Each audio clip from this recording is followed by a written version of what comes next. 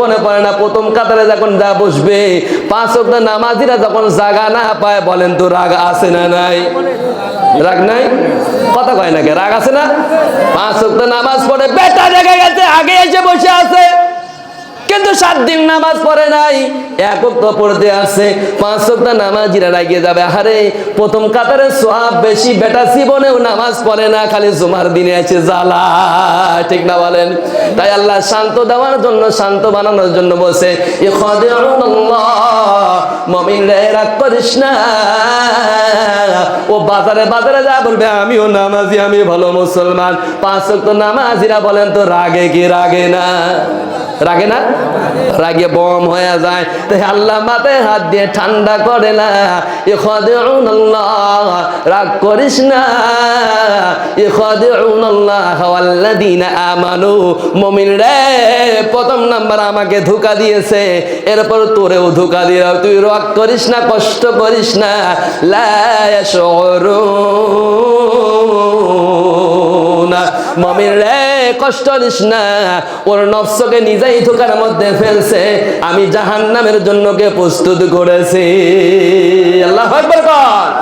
ফি কুলুবিহিম মারদান ফাযাদাহুমুল্লাহু মারদা। ধোঁকাবাজদেরকে আল্লাহ কেন এই ধোঁকাবাজি করে? মুমিনদের মধ্যে এই সিটার বাটপার গুলো ধোঁকাবাজি করে কেন? ফি কুলুবিহিম মারদান ফাযাদাহুমুল্লাহ, আল্লাহ কোরআন কারীম দিয়ে বলছে ওদের অন্তরগুলো নষ্ট হয়ে গেছে, যার জন্য মধ্যে মধ্যে নামাজ পড়ে বড় মুসল্লি সাজে। ঠিক না বলেন? মুমিন ফি কুলুবিহিম মারদান ফাযাদাহুমুল্লাহু মারদা, মারদা মানে অসুস্থ। আল্লাহ বলছে কুলুব, যেটা আমাদের মধ্যে একটা আছে, কি আছে? কয়টা কুলুব? কয়টা আছে? একটা। আল্লাহ বলছে এই কলবটা তার পচে গেছে, নষ্ট হয়ে গেছে, যার জন্য মুমিন তোকেও কষ্ট দেয়, আমাকেও কষ্ট দেয়। কষ্ট দিস না।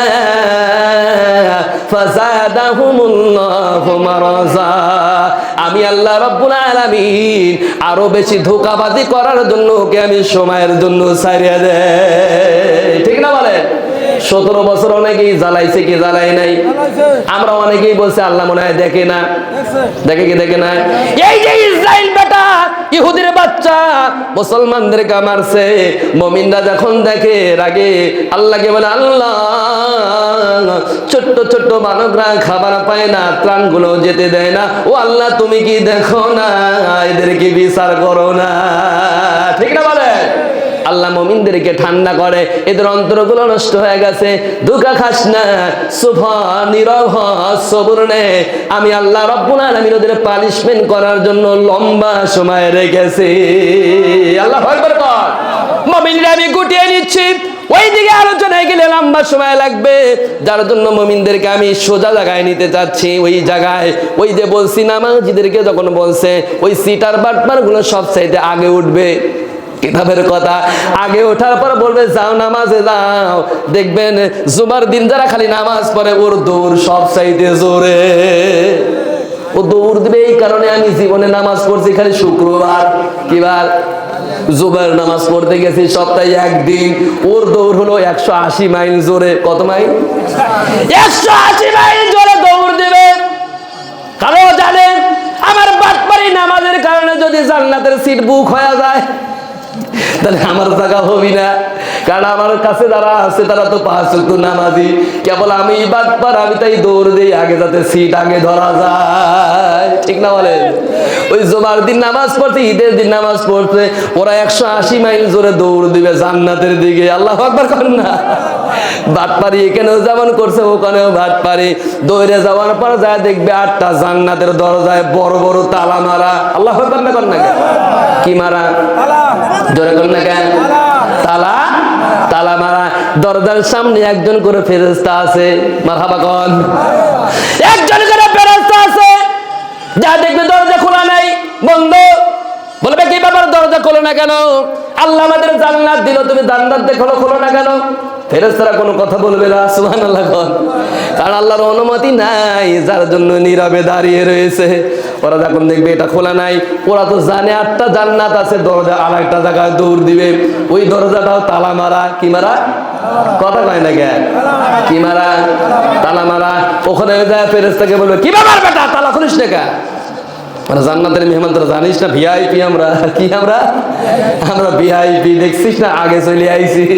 কিন্তু যারা 5 ওয়াক্ত নামাজ পড়বে ওদের দৌড়াদৌড়ি নাই, তারা তো জানে আমাদের জান্নাতের রিজার্ভ আছে, ঠিক না বলে?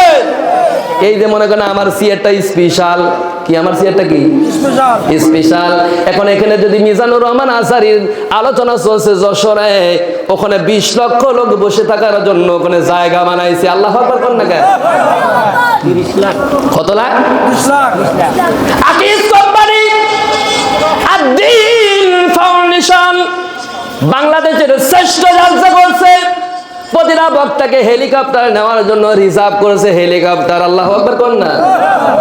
ওখানে সাংবাদিকরা জিজ্ঞাসা করে ভাইজান এই যে 20 লক্ষ মানুষকে বসানোর জন্য যে জায়গাটা করলেন খরচটা কেমন? বলছে কমপক্ষে টার্গেট আমি করেছি 3 কোটি।